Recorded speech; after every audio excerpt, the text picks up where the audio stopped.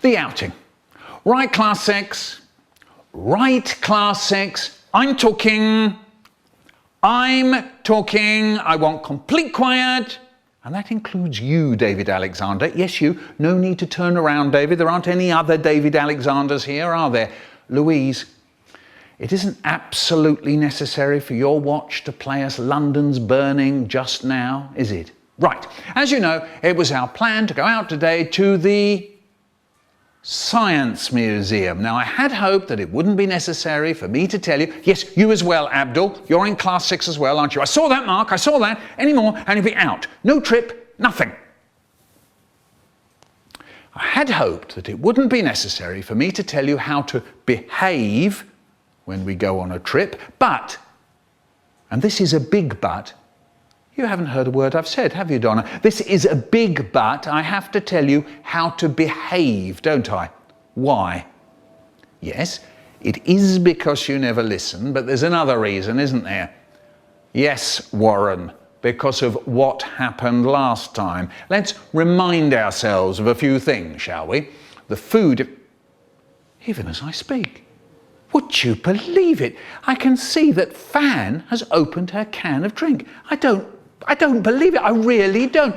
Do we have lunch at 9:30 at school? No, we have lunch at 12:15. But Fan, you've already begun yours. If you remember last time, Joanna had eaten all her sandwiches before she even got to school. Lloyd sat on his orange and burst it, and Alfred put one of those little chocolate Swiss rolls in his pocket, and yes, it melted. Yes.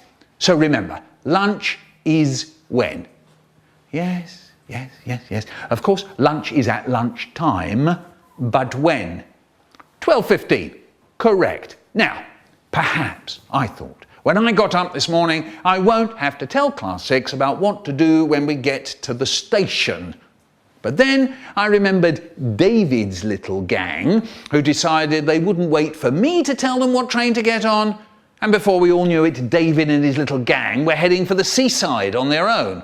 Now, when we get to the museum, of course you're not listening, are you, Lydia?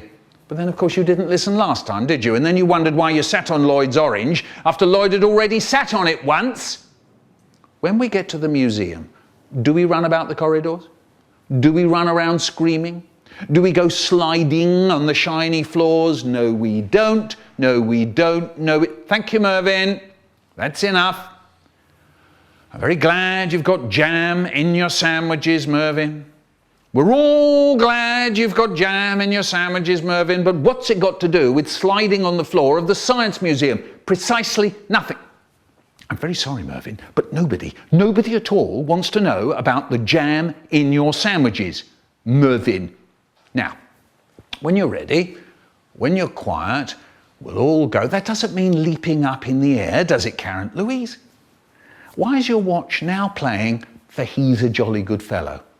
Yes, I know it could be She's a Jolly Good Fellow, Zoe, but that isn't what we're talking about now, is it? Mervyn, if I hear about your sandwiches, your jam, or the jam in your sandwiches, if I hear about any of it once more, I shall give them to the ducks.